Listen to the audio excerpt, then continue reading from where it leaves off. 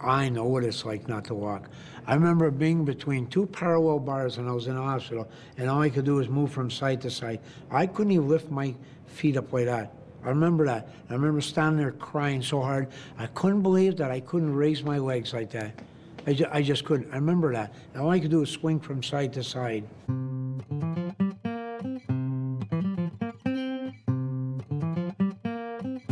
Can you blow on it?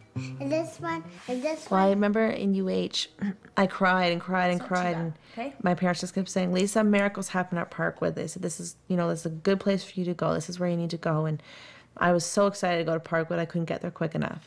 So my first day at Parkwood was very hard because I had been in UH for a month, and I was just in a new environment, so it was really, really hard. But then they gave me this nurse there who just totally took me under her wing, and she just was so good to me that first day, and she helped me adjust. But I had a really hard time moving from hospital to hospital. All of my roommates, I had a couple different roommates that would come and go, and it was always hard because the ones that left, I was left because they were good enough to go and they were in better shape than me, which most of the ladies, like they're all women that were with me, they all had white hair, and I was always jealous, like why are they able to walk around and why are they able to take themselves to the bathroom and use both of their arms and stuff, but I mean, you just kind of get used to it.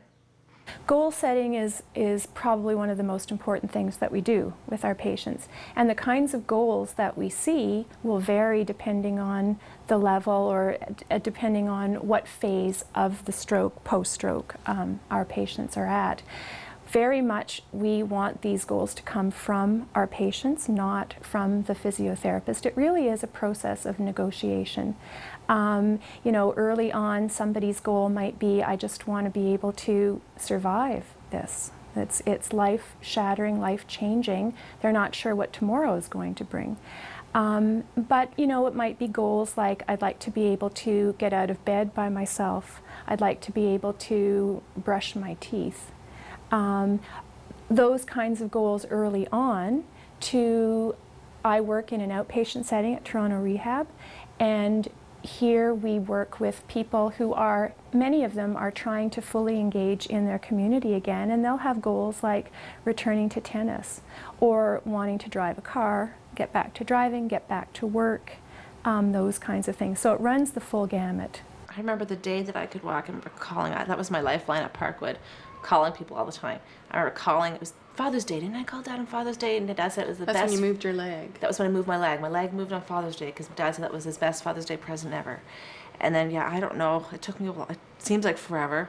I remember walking the parallel bars. I could not wait to get back to my room to call everybody and tell them I walked in the parallel bars.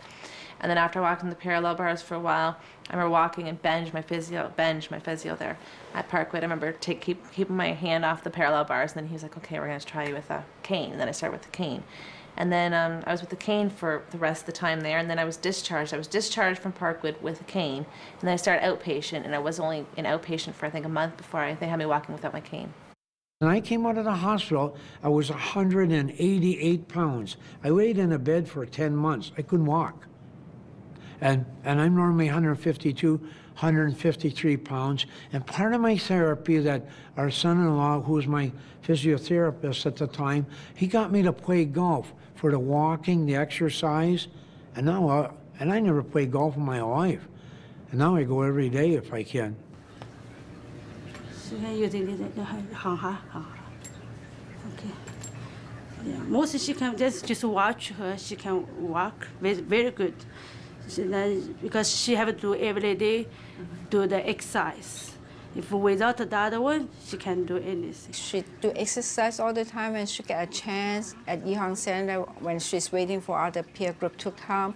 She do exercise herself, and then at home, my dad helps her a lot. Then they hold on the bar, or now she can walk on the cane to walk along in the house in winter. But I mean, in summer they can go down to the area in that building. Then they can walk and then see the beautiful flowers in the garden downstairs. Usually they will spend about at least an hour walking. It's a very good exercise for both of them. Well, I was willing to do everything I could to get back to normal. Sandy had me go up and down the stairs, and I can remember it was difficult, and it's still in my memory today. When I come down the stairs in the subway, I'm aware sometimes I have to put my heel first. Perhaps it's been a day when I feel a bit tired, and I didn't realize that until I came back today to see Sandy, that that's why I do that, because Sandy taught me how. And I did do beading when I got home, and I did practice writing in one of my photo journals to get my hand doing delicate things again. And as far as I can tell, I think I've made a full recovery. Ian, my therapist, would take me to Johnson's Wax, a gymnasium there, to work out, and I was very heavy, as you know, 188 pounds, and I didn't want to do anything. He wanted me to play basketball, like throw a basketball around, because they have the gymnasium there, and I didn't want to do any of that. So one of them would pull me, and the other one would push me, just to get me some exercise. I have no memory of that whatsoever, but that's how they used to get me going. Then after a while, I looked forward to going there all the time. So Joan, what I'd like to do is teach you a balance exercise today. Sure. So if you could just step forward. Now, holding on to the railings of the parallel bars, I'd like you to step up onto the trampoline. Okay, Sandy. With both feet. Good, and just get a sense of your balance, and you'll feel that the trampoline will bounce. You don't want any backflips, I hope. No, not today. We'll save that for another session. Now, what I'd like you to do, though, is just to take your hands away from the bars and let your own legs do the balancing. When I was first referred to see Joan for physiotherapy, I came in and assessed her to find out what her motor function was like, to see how well the hand moved, how well the arm moved, how well the side of the body moved, as well as the leg. And then incorporated that into functional activities to see how well she can move in and out of bed, to be able to get herself from point A to point B, walking down the hallway, and ultimately also assessed Joan on the stairs.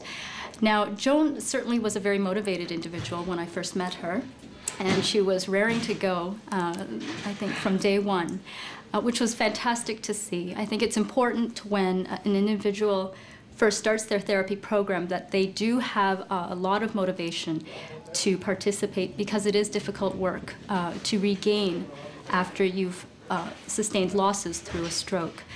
Now, with Joan, as I said, I did look at both her motor function. We also looked at her sensation and balance, and the combination of these factors in terms of safe mobility. How do you keep people motivated if they aren't already motivated when they come to you as a patient? And that's actually a really good question, because people come in all sorts of shapes and sizes and personalities. And certainly I think one of the key things is to empower the individual with education. I need to tell them what my purpose is, why I want them to do the physiotherapy, why I feel that it would be beneficial for them. And I feel that it's imperative that I communicate those things to the patient. I think that's probably the main thing is we want to be as independent as possible. And not worry about somebody else. Might have to come in and do our cleaning for us, our cooking for us. Whatever we can do ourselves is worth working for. Absolutely. Yeah, that's a good goal. And when you say about teaching their brain to learn something, is that because of the damage that's being done? It's harder to do the rehabilitation because the brain has been damaged, not just your physical functioning?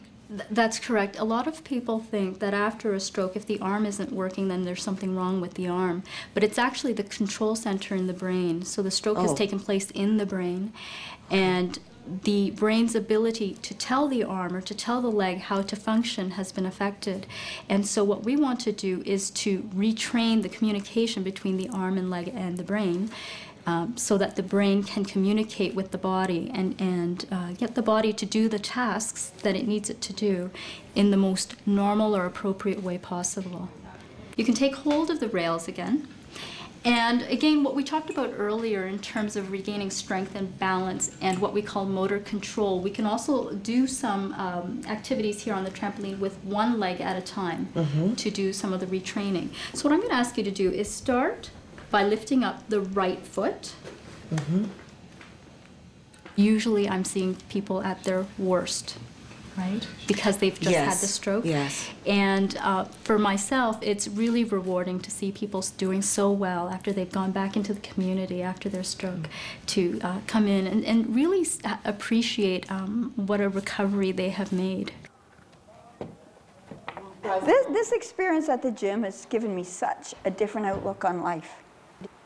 It's like 14 years after a stroke, I'm doing something brand new again that's really meaningful and helpful. It's really changed another sense of focus in my life.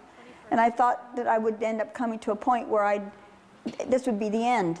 You know, you couldn't go any further in what you could do or accomplish or achieve. And I couldn't have done it if Josie hadn't believed in me that I could do it. When somebody has that drive and enthusiasm, then it's great. Then you know that you're going to succeed.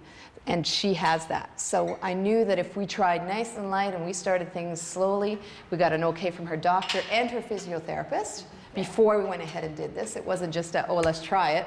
It was make sure things were properly done.